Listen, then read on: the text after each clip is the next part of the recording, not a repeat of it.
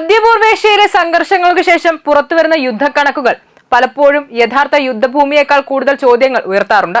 ഇപ്പോൾ operation EPIC fury എന്ന പേരിൽ അറിയപ്പെടുന്ന 39 ദിവസത്തെ അമേരിക്കൻ സൈനിക ക്യാമ്പയിനെ കുറിച്ചുള്ള പുതിയ വിവരങ്ങളും അത് തന്നെയാണ് സൂചിപ്പിക്കുന്നത്. ഇറാനെതിരായ തുടർച്ചയായ വ്യോമ സൈനിക നടപടികൾ അവസാനിച്ചതിനു ശേഷം പുറത്തുവന്ന റിപ്പോർട്ടുകൾ പ്രകാരം ഈ ഓപ്പറേഷനിൽ അമേരിക്കൻ സേനയ്ക്ക് ഗണ്യമായ നാശനഷ്ടങ്ങൾ ഉണ്ടായതായി പറയപ്പെടുന്നു.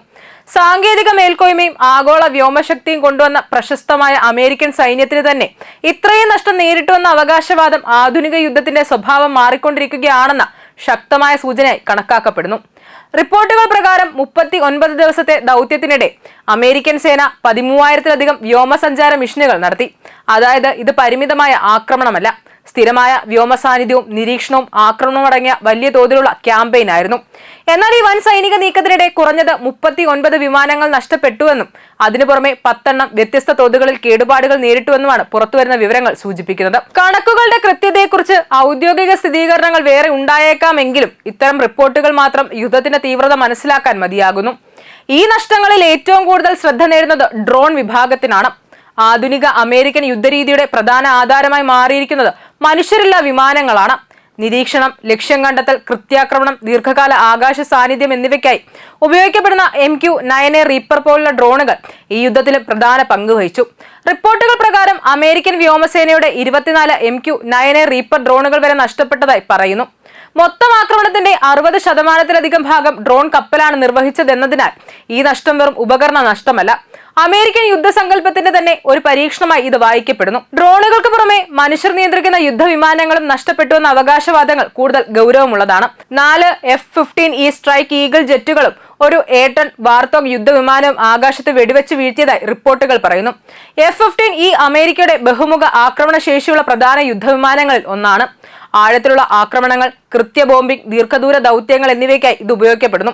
അതേസമയം A-10 വാർത്തോഗ് കരസേനയെ അടുത്തുനിന്ന് പിന്തുണയ്ക്കാൻ രൂപകൽപ്പന ചെയ്ത പ്രശസ്ത പ്ലാറ്റ്ഫോമാണ്.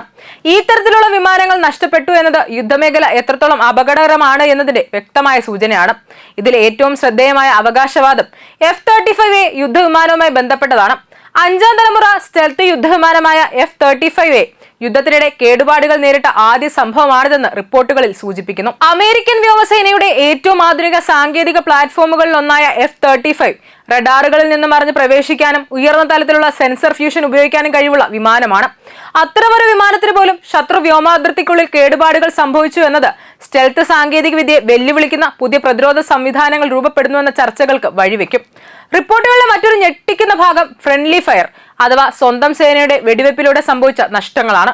മൊത്തം വിമാന നഷ്ടങ്ങളുടെ ഏകദേശം 20% സൗഹൃദ വെടിവെപ്പിലൂടെയാണ് എന്നത് പറയപ്പെടുന്നു. അതിൽ കുവൈറ്റിന് മുകളിലൂടെ 3 F-15E ജെറ്റുകൾ സ്വന്തം സഖ്യകക്ഷികളുടെ വെടിവെപ്പിൽ വീണതും ഉൾപ്പെടുന്നുണ്ട്.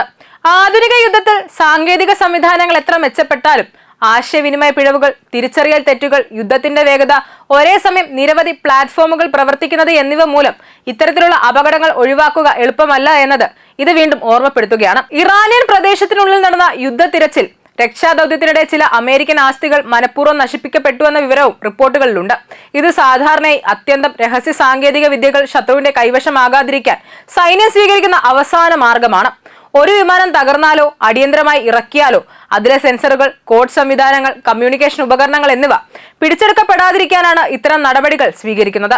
അതായത് യുദ്ധം വെറും ആക്രമണവും പ്രത്യാക്രമണവുമല്ല, വിവരവും സാങ്കേതിക വിദ്യയും സംരക്ഷിക്കുന്ന മറയുദ്ധവുമാണ്. നഷ്ടങ്ങളിൽ ഏറ്റവും പ്രധാനപ്പെട്ടതായി പറയപ്പെടുന്നത് E-3G സെന്ററി വിമാനത്തിന്റെ നാശമാണ്.